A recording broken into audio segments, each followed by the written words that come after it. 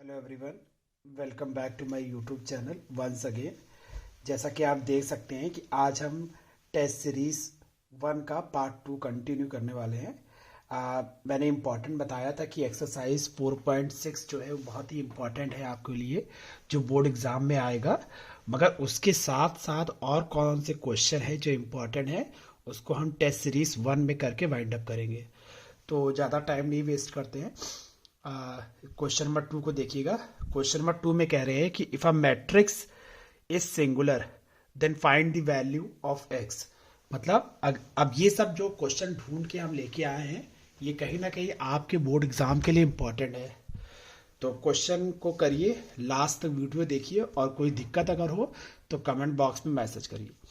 तो question number 2 आप देख सकते हैं कि क्वेश्चन में कह रहा है कि if matrix A is singular find the value of x.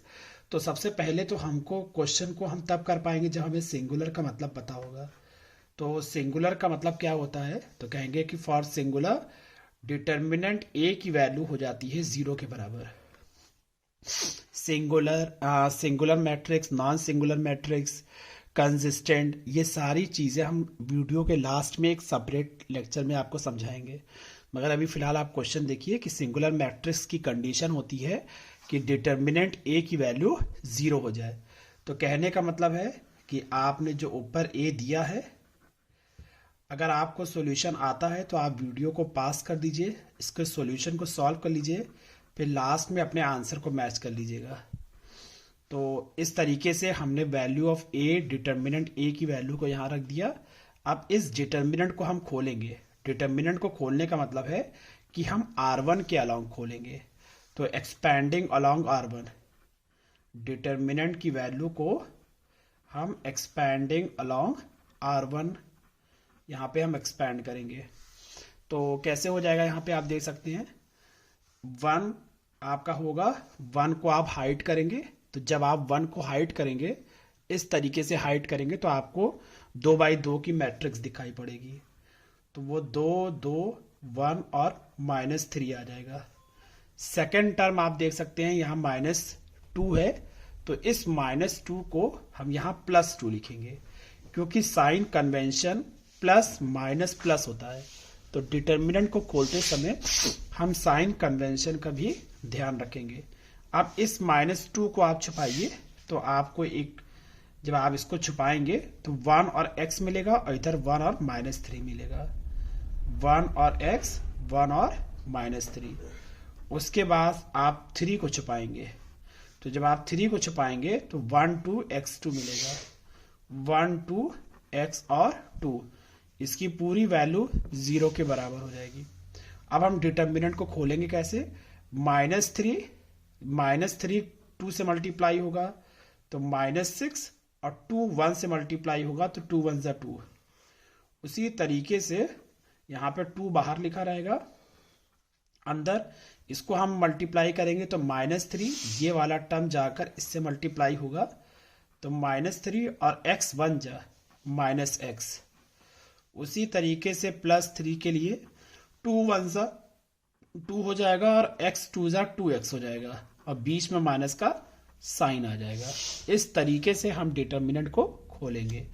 यहाँ पे आपका आ जाएगा -8 +2, इस 2 को अंदर ले जाएंगे। जब आप इस 2 को अंदर ले जाएंगे तो ये -6 हो जाएगा। तो यहाँ पे आप इसको -6 लिख सकते हैं और फिर इसको अंदर ले जाएंगे तो ये -2x हो जाएगा। उसी तरीके से हम इस 3 को ले जाएंगे तो +6 -6x इज इक्वल टू 0 हो जाएगा। ये 6 और 6 आपका कैंसिल हो जाएगा, तो -8, इन दोनों को हम ऐड करेंगे तो ये -8x इज इक्वल टू 0। तो -8x, ये वाला टर्म आपके इक्वल के इधर आएगा, तो x की वैल्यू 8/-8, जब कैंसिल होगा तो ये आपका x की वैल्यू -1 आ जाएगी। इस तरीके से हम x की वैल्यू निकाल सकते हैं अगर हमको सिंगुलर मैट्रिक्स का मतलब पता होगा। तो उम्मीद है कि आपको क्वेश्चन नंबर 2 समझ में आया। अब हम बात करते हैं क्वेश्चन नंबर 3 में, एडजॉइंट ए। ये क्वेश्चन भी एग्जाम में बहुत प्रीवियस ईयर में देखा गया है कि A B a non singular matrix. तो A B are non singular square matrix. तो नॉन सिंगुलर का मतलब तो आपको पता ही होगा, क्योंकि पीछे हमने सिंगुलर मैट्रिक्स का मतलब बता रखा है कि सिंगुलर तब होगा जब डिटर्मिनेंट ए की वैल्यू जीरो होगी। नॉन सिंगुलर का मतलब होगा कि जब डिटर्मिनेंट ए की वैल्यू जीरो के बराबर नहीं होगी। ये सब छोटी छोटी बातें हैं जो आपको दिमाग में रखनी है, कभी भी कोई भी क्वेश्चन इससे रिलेटेड पूछा जा सकता है। तो अब क्वेश्चन में कह रहा है कि डिटर्मिनेंट ऑफ एडजॉइंट ए क्या होगा। तो इस और मैट्रिक्स की कितने बाई कितनी की है, 3/3 की है। तो आप हमेशा याद रखिए कि डिटर्मिनेंट ऑफ एडजॉइंट ए का फार्मूला होता है डिटर्मिनेंट ए की पावर n-1। इस फार्मूले को याद रखिएगा, क्योंकि 1 मार्क्स के क्वेश्चन है ये, जो बोर्ड एग्जाम में आता है। अगर आपको ये डायरेक्ट फार्मूला नहीं पता है तो आप इसको सॉल्व करने में आपको टाइम लग जाएगा। तो आप याद रखिएगा कि determinant of adjoint A is equal to determinant A की पावर n-1 होता है। अब डिटर्मिनेंट ए की पावर यहाँ पे आप दे सकते हैं n की वैल्यू 3 दी गई है, ऑर्डर 3/3 का है। तो n की वैल्यू आप यहाँ 3-1 ले सकते हैं। तो इस तरीके से आपका डिटर्मिनेंट a की वैल्यू पावर 2 आ जाएगा। तो ये एमसीक्यू में ज़्यादा आएगा, तो इसको हम एमसीक्यू में याद रखिएगा। फार्मूला याद रखिएगा, मेन है फार्मूला। कि फार्मूला है क्या कि adjoint A, determinant of adjoint ए की वैल्यू को हम इस तरीके से ले सकते हैं, डिटर्मिनेंट की पावर n-1। n की वैल्यू कहाँ से लेंगे, ऑर्डर से लेंगे। तो 3 की वैल्यू रखेंगे, 3 की पावर -1, तो डिटर्मिनेंट की पावर 2 आपका आंसर हो जाएगा। तो ये आपका क्वेश्चन नंबर 3 है। इसका सॉल्यूशन आप वीडियो को पास करके नोट कर सकते हैं। अब आप दे सकते हैं, आपके सामने क्वेश्चन नंबर 4 मैंने लिखा हुआ है। क्वेश्चन नंबर 4 क्या कह रहा है, क्वेश्चन नंबर 4 कह रहा है कि मैट्रिक्स ए आपको दिया गया है, जिसमें कहा गया है find the value of A and B such that A square, एक इक्वेशन दी गई है। इस इक्वेशन की सहायता से आपको ए और बी की वैल्यू निकालनी है। उसके बाद आपको ए इनवर्स की वैल्यू निकालनी है, और ए इनवर्स की वैल्यू को हम यहाँ पे बिना फार्मूले के निकालेंगे। इक्वेशन की सहायता से ए इनवर्स की वैल्यू को कैसे निकाला जा सकता है, आज हम इसके सॉल्यूशन में ये सीखेंगे। अगर आपको ये क्वेश्चन आता है तो वीडियो को पास कर दीजिए, अपने आप से सॉल्व करिए, लास्ट में आंसर मैच कर लीजिए अपना। तो देखिए कैसे करेंगे इस क्वेश्चन को। तो इस क्वेश्चन को देखिए, इस क्वेश्चन को करने के लिए यहाँ पे लिखा हुआ है A square plus A plus B I is equal to 0। सबसे पहले हम इक्वेशन नोट कर लेंगे, उसके बाद ए की वैल्यू देखिए कितना दिया गया है। यहाँ पे ए स्क्वायर है, तो ए स्क्वायर को हम ए डॉट ए ले सकते हैं, मतलब ए को हम 2 बार ले सकते हैं। तो ए की जो मैट्रिक्स है उसको हम 2 बार लिखेंगे। तो इस तरीके से हमने 2 बार लिख लिया। ये स्मॉल ए आपका ऐसे ही रहेगा, 3 1 2 1, इसको इस तरह लिखेंगे। फिर स्मॉल बी आपका आई क्या है, आई आइडेंटिटी मैट्रिक्स है, तो इसको हम 1 1 0 0 करके ले सकते हैं। डन। अब हम क्या करेंगे, अब हम इन दोनों मैट्रिक्स को आपस में मल्टीप्लाई करेंगे। तो मैट्रिक्स को कैसे 2 मल्टीप्लाई करते हैं, ये आपका R1 है और ये आपका C1 है। इन दोनों को हम मल्टीप्लाई करेंगे एक का एक से, पहले का पहले से, बाद वाले को बाद वाले से। तो 3 3 9, फिर प्लस 2 1 2, तो ये आपका पहला हो गया। उसके बाद हम वही काम इसके साथ करेंगे, ये मल्टीप्लिकेशन का रूल है। अब 3 को 2 से मल्टीप्लाई करेंगे तो 6 हो जाएगा, 2 को 1 से मल्टीप्लाई करेंगे 2 हो जाएगा, बीच में प्लस का साइन। फिर जो काम आपने इसके साथ किया है, अब सारा काम आप इसके साथ करेंगे। तो 1 और 1 दिया गया है, तो 1 को 3 से मल्टीप्लाई करेंगे तो 3 आ जाएगा, 1 को 1 से मल्टीप्लाई करेंगे तो 1 आ जाएगी। ये बेड़ी लाइन है, ये खड़ी लाइन है। बेड़ी लाइन को खड़ी लाइन के साथ मल्टीप्लाई करते हैं, एक का एक रेस्पेक्टिवली। अब हम वही काम इसके साथ करेंगे, तो 1 2 2, 1 1 1। तो इस तरीके से हमने 2 मैट्रिक्स को आपस में मल्टीप्लाई किया है। उसके बाद हम क्या करेंगे, ए को अंदर ले जाएंगे, तो ये 3a हो जाएगा। जब a अंदर जाएगा तो सबसे मल्टीप्लाई होगा। अब हम b को अंदर ले जाएंगे, b 1 0 0 b, is equal to 0। तो इस तरीके से आप इसको ले सकते हैं। उसके बाद हम देखते हैं कि यह ऐड करने पे कितना आएगा। तो ये 11 आएगा, 4 आएगा, 8 आएगा, 3 आएगा। उसके बाद सारे मैट्रिक्स को आप ऐसे ही कॉपी कर लीजिए। कुछ ज़्यादा आपको उसमें दिमाग लगाने की ज़रूरत नहीं है। जैसा लिखा है वैसे ही कॉपी कर लो, जो हमने यहाँ पे कर लिया। अब हम सारे मैट्रिक्स को एक साथ ऐड करेंगे। तो जो पहले नंबर पे नंबर है उसी को ऐड करेंगे। तो 11 को 3a के साथ, 3a को b के साथ, मतलब 11 प्लस 3a प्लस b। उसी तरीके से 8 को 2a के साथ, 8 प्लस 2a प्लस 0। फिर उसके बाद 4 को a के साथ, तो 4 प्लस a प्लस 0। अब 3 को a के साथ, तो 3 plus a plus b is equal to 0। इस तरीके से हम एक मैट्रिक्स को ऐड कर ले जाएंगे। इधर भी आप स्क्वायर मैट्रिक्स है, तो इसको भी हम स्क्वायर मैट्रिक्स के फॉर्म में लिखेंगे। अब हम यहाँ पे कंपेयर करेंगे। जैसा कि आप देख सकते हैं, कंपैरिजन तब होता है जब दोनों तरफ स्क्वायर मैट्रिक्स हो। तो 2x2 की मैट्रिक्स ये भी है, 2x2 की मैट्रिक्स ये भी है। तो कहेंगे ऑन कंपेयरिंग। अब आप जब कंपेयर करेंगे तो थोड़ा सा दिमाग लगा के कंपेयर करिए। अगर हम इसको 4a प्लस a को अगर हम 0 के साथ कंपेयर कर दें, तो देखिए 4a इज इक्वल टू 0। तो a की वैल्यू कितनी आ गई? -4। डन।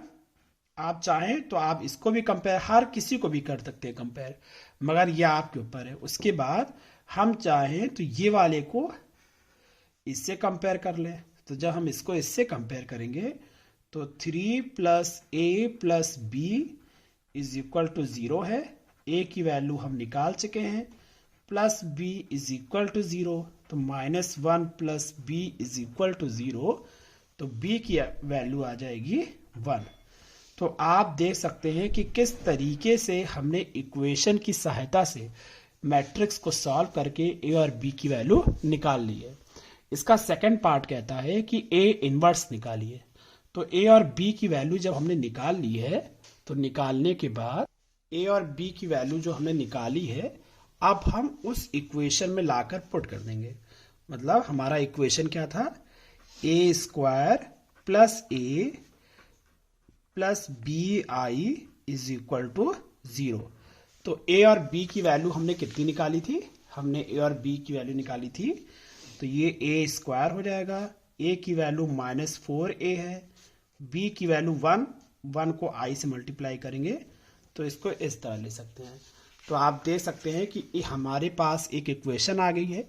इस इक्वेशन की हेल्प से हम a इनवर्स की वैल्यू को निकालेंगे बिना फार्मूला लगाए।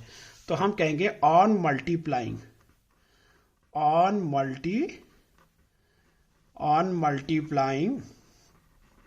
By a inverse we get. तो देखिए a इनवर्स से अगर हम मल्टीप्लाई करते हैं तो क्या मिलेगा? a स्क्वायर को हम a की पावर -1 से मल्टीप्लाई कर दिया, a को हमने a की पावर -1 से मल्टीप्लाई कर दिया, और i को a की पावर -1 से मल्टीप्लाई कर दिया। तो कितना हो जाएगा? पावर को जब देखेंगे तो 2 में से 1 जाएगा तो a बचेगा, -4, a की पावर 1 -1, ये दोनों कट जाएगा, आएगा कितना? a की पावर 0। और a की पावर 0 को हम i कहते हैं, और i मतलब 1। तो यहाँ पे आपका a इनवर्स बचेगा। इस तरीके से हम सॉल्व कर लेंगे। तो a इनवर्स की जो वैल्यू होगी, इन सब को आप इक्वल के इधर ले जाइए, तो ये होगा 4i - a। तो a इनवर्स की वैल्यू को निकालने के लिए हम i की वैल्यू पुट करेंगे। स्क्वायर मैट्रिक्स 2/2 को देखते हुए ये 1 1 0 1 हो जाएगा, और a की वैल्यू क्वेश्चन में आपको दी गई है। a की वैल्यू कितनी दी गई है? 3 2 1 1। हम इसको सॉल्व कर लेंगे और a इनवर्स की वैल्यू हमको मिल जाएगी। 4 को ले जाएंगे अंदर, 4 1 0 0 4 1 फिर -3 1 2 1। अब दोनों ही मैट्रिक्स को आपस में सबट्रैक्ट कर लीजिए। सबट्रैक्ट करने का मतलब है एक का एक से, मतलब 4 को 3 से तो 1 आएगा, 0 -2 -2, 0 -1 -1, 4 -1 3 आ जाएगा। तो इस तरीके से हम बिना फार्मूला लगाए इक्वेशन की हेल्प से ए इनवर्स भी निकाल सकते हैं। तो उम्मीद है कि ये भी क्वेश्चन आपको समझ में आया होगा। अगर कोई डाउट हो तो इनबॉक्स में कमेंट करिएगा, उसकी सेपरेट वीडियो आपको बना के दी जाएगी। अब हम देखते हैं आपके सामने क्वेश्चन नंबर 5।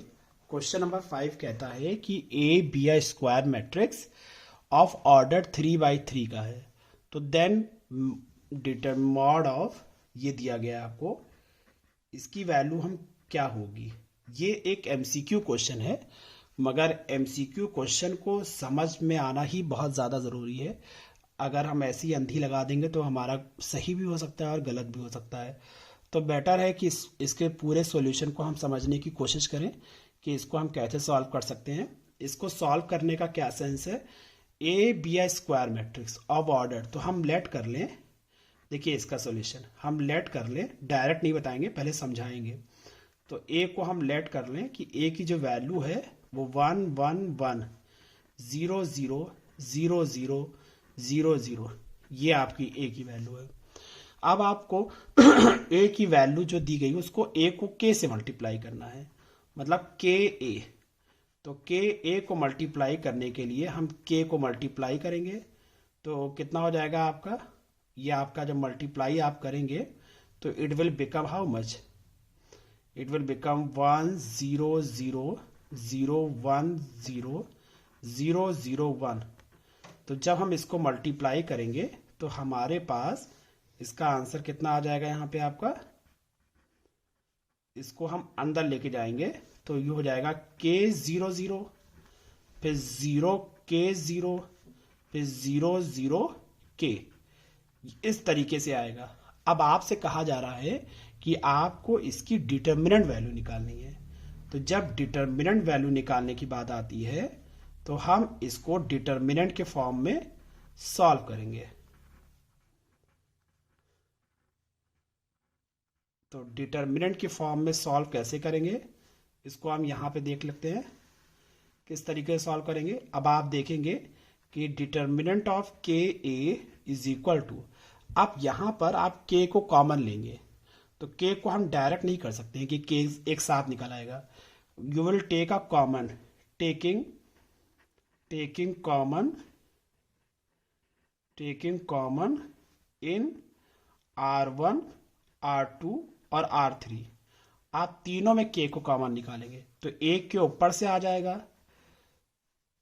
तो ये एक के बाहर आ गया, तो 1 0 0, फिर 0 0 के, मतलब आपने R1 से के को खाली बाहर निकाला है तो एक के बाहर आ गया। अब आप R2 से बाहर निकालेंगे तो दूसरा के बाहर आ जाएगा, तो के स्क्वायर हो जाएगा। अब आप R3 से के स्क्वायर को निकालेंगे, के को निकालेंगे, तो जब के बाहर आएगा तो ये के क्यूब हो जाएगा, तो 1 0 0 0 1 0 0 0 1। तो आप देख सकते हैं कि आप ये के क्यूब हो गया और ये क्या था, ये ए था, इसी को तो डिटर्मिनेंट ए माना था।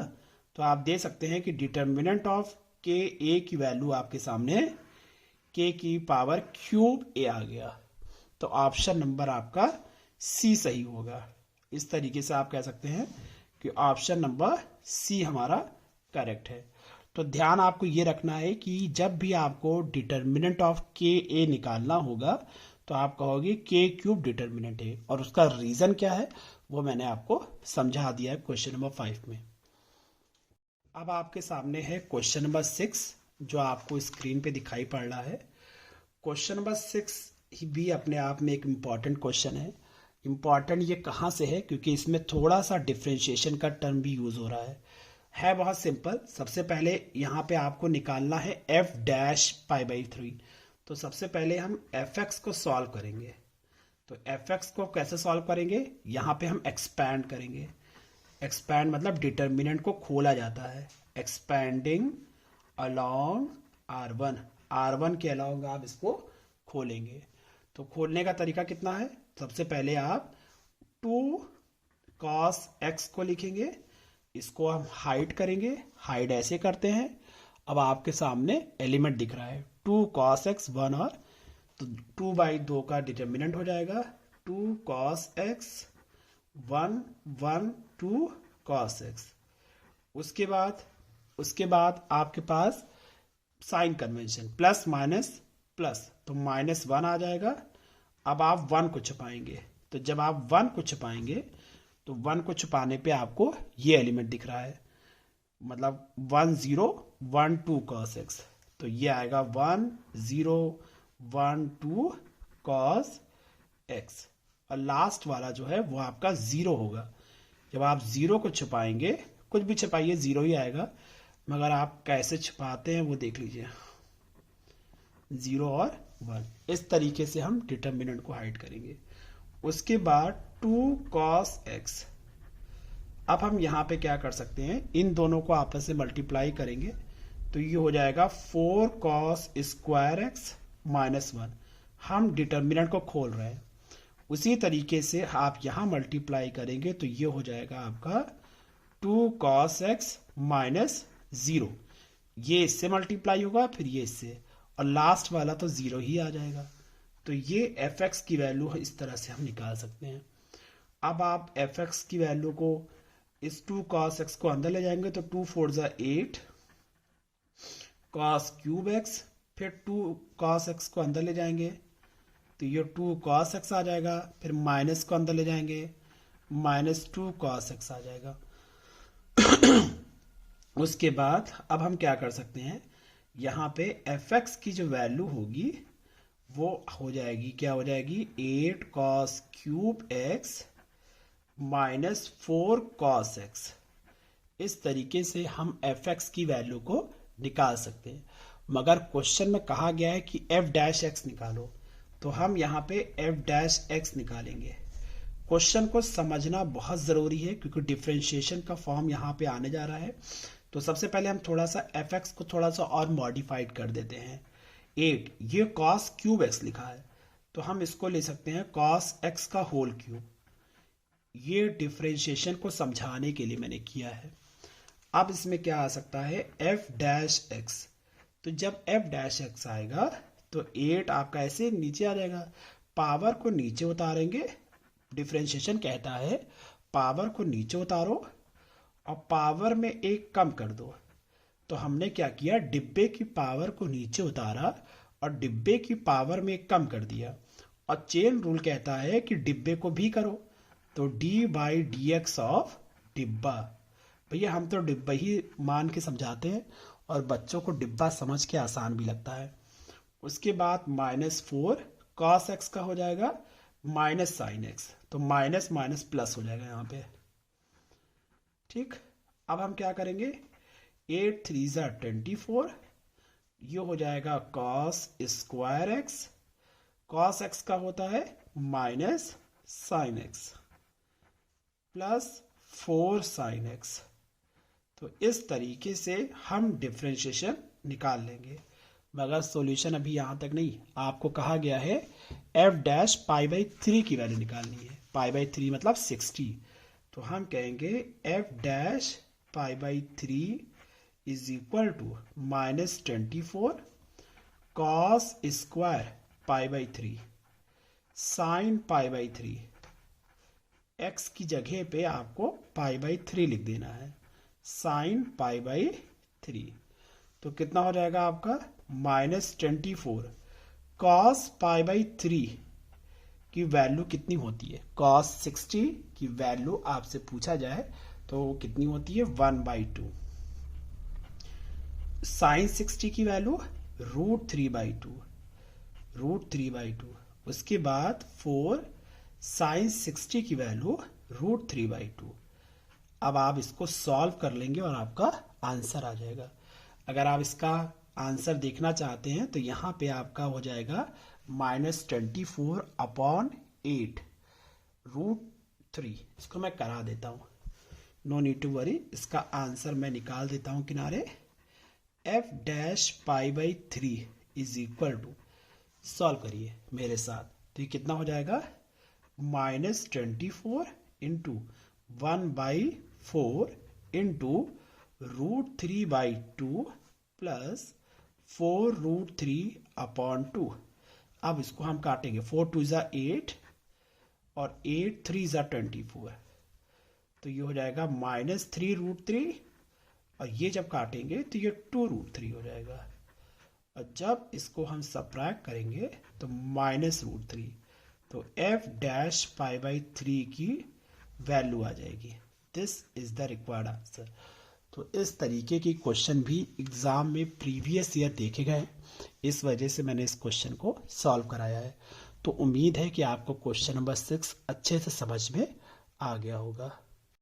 नाउ माय डियर स्टूडेंट, इतना क्वेश्चन कर लेने के बाद ये सारे क्वेश्चन इंपॉर्टेंट देखे गए हैं, और साथ में एक दो वर्ड है, जैसे सिंगुलर मैट्रिक्स क्या होता है, नॉन सिंगुलर मैट्रिक्स क्या होता है, उसके बाद कंसिस्टेंट किसे कहते हैं, नॉन कंसिस्टेंट किसे कहते हैं, ये सारे क्वेश्चन भी एग्जाम में आते हैं। तो हम बात करने जा रहे हैं कंसिस्टेंसी, क्या क्राइटेरिया होता है कि लोग कंफ्यूज हो जाते हैं बच्चे। तो यहाँ पे देखिएगा, हमने यहाँ पे बताया है क्राइटेरिया ऑफ कंसिस्टेंसी। तो उसमें क्या होता है, एक दो क्राइटेरिया होता है, एक होता है कंसिस्टेंट और दूसरा होता है इनकंसिस्टेंट। एक होता है कंसिस्टेंट और दूसरा होता है इनकंसिस्टेंट। याद रखिएगा, अगर डिटर्मिनेंट ए की वैल्यू 0 के बराबर नहीं है, अगर डिटर्मिनेंट ए की वैल्यू 0 के बराबर नहीं है तो हम कहेंगे कि वो कंसिस्टेंट है, याद रखिएगा। और अगर डिटर्मिनेंट ए की वैल्यू 0 आ जाती है तो उसको कंफर्म करना पड़ेगा। कंफर्म करने का मतलब है उसको एक बार हमको रीचेक करना पड़ेगा। रीचेक का मतलब है कि आपको एडजॉइंट ए डॉट बी भी निकालना पड़ेगा। अगर डिटर्मिनेंट ए की वैल्यू 0 आ रही है और एडजॉइंट ए बी की वैल्यू भी 0 आ गई, तब आप इसको फिर डिक्लेयर कर देंगे कि ये कंसिस्टेंट है। और अगर आपने डिटर्मिनेंट ए की वैल्यू 0 निकाली मगर एडजॉइंट ए डिटर्मिनेंट बी की वैल्यू 0 नहीं आई, तो वो इनकंसिस्टेंट की क्राइटेरिया में आ जाएगा। इस टॉपिक में बच्चे बहुत कंफ्यूज होते हैं और क्वेश्चन भी चला जाता है उनका। तो इसमें बहुत ही सिंपल लैंग्वेज में मैंने समझाने की कोशिश करी है कि दो क्राइटेरिया होता है, एक कंसिस्टेंट एक इनकंसिस्टेंट। आप कुछ मत करिए, आप डिटर्मिनेंट ए निकालिए।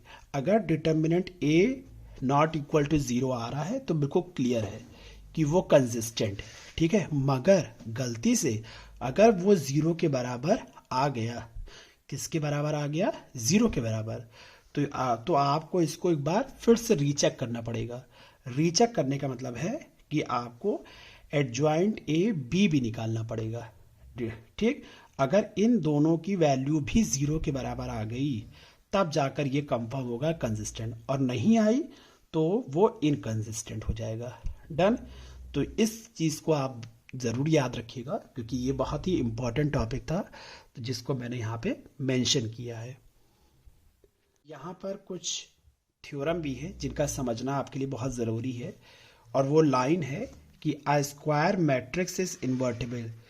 कोई भी स्क्वायर मैट्रिक्स इन्वर्टिबल तब होगी जब वो नॉन सिंगुलर होगी। If and only if, IFF का मतलब होता है इफ एंड ओनली इफ, जब वो नॉन सिंगुलर मैट्रिक्स होगी। अब आप वीडियो के स्टार्टिंग से देखिएगा, मैंने आपको सिंगुलर और नॉन सिंगुलर पे कुछ ज़्यादा फोकस किया है आज की वीडियो में। तो singular matrix, non singular matrix क्या होता है, हमने क्या कंडीशन बताई थी आपको नॉन सिंगुलर मैट्रिक्स के लिए। हमने कंडीशन बताई थी कि नॉन सिंगुलर मैट्रिक्स वह मैट्रिक्स होता है जिसमें डिटर्मिनेंट ए की वैल्यू 0 के बराबर नहीं होती है। डन। अगर 0 के बराबर अगर नहीं होती है डिटर्मिनेंट ए की वैल्यू, तो इसके मतलब है कि हम ए इनवर्स निकाल सकते हैं, क्योंकि ए इनवर्स का फार्मूला होता है determinant A adjoint A. Done. तो अब नीचे की वैल्यू 0 ना हो, तो 0 जब नहीं होगी तो 1 होगी, 2 होगी, 3 होगी।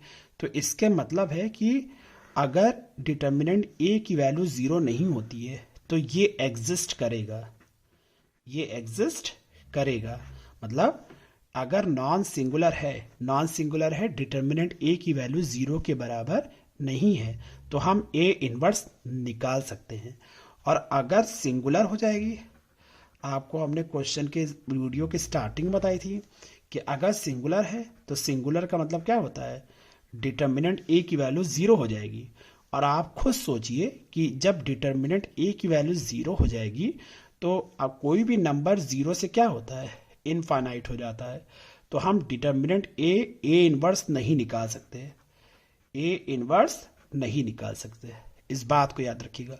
इसीलिए ये थ्योरम कही गई है कि a square matrix is invertible. Invertible तब होगा जब नॉन सिंगुलर होगा। ये वैल्यू ए इनवर्स की हम तब निकाल पाएंगे जब आपका डिटर्मिनेंट ए की वैल्यू नॉट इक्वल टू 0 होगा। तो इस बात को ज़रूर ध्यान में रखिएगा, क्योंकि कुछ थ्योरम और कुछ प्रॉपर्टीज ऐसी होती हैं जिनका जानना हमारे लिए बहुत ज़रूरी होता है। डन। तो उम्मीद है कि आज का लेक्चर काफ़ी पसंद आया होगा, क्योंकि आज हमने वो सारे क्वेश्चंस आपके सामने लाने की कोशिश करी जो बोर्ड एग्ज़ाम में 4 नंबर में, 1 नंबर में, 2 नंबर में पूछे जाते हैं।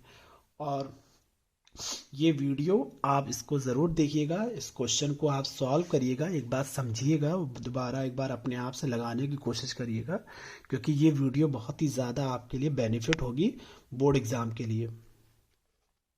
तो ये सारी जो क्वेश्चन मैंने कराया है, this is all about your test series 1। तो आज ये टेस्ट सीरीज 1 हमने डिस्कस किया है। कल हम अगले इम्पॉर्टेंट क्वेश्चन, रिपीटेड क्वेश्चन के बारे में डिस्कस करेंगे। बोर्ड एग्ज़ाम से रिलेटेड जो होगा, बोर्ड एग्ज़ाम में जो आपको दिखाई पड़ेगा, डैट इज़ कॉन्टिन्यूटी। तो वो हम टेस्ट सीरीज 2 में डिस्कस करेंगे। इसके अलावा अगर आपको कोई डाउट है, कोई अगर आपका क्वेश्चन है जो आप नहीं सॉल्व कर पा रहे हैं, आप कहीं फंस रहे हैं, तो आप उस प्रॉब्लम को आप कमेंट बॉक्स में मेंशन कर दीजिए, उसका जवाब वीडियो की तरह वीडियो बना कर दिया जाएगा।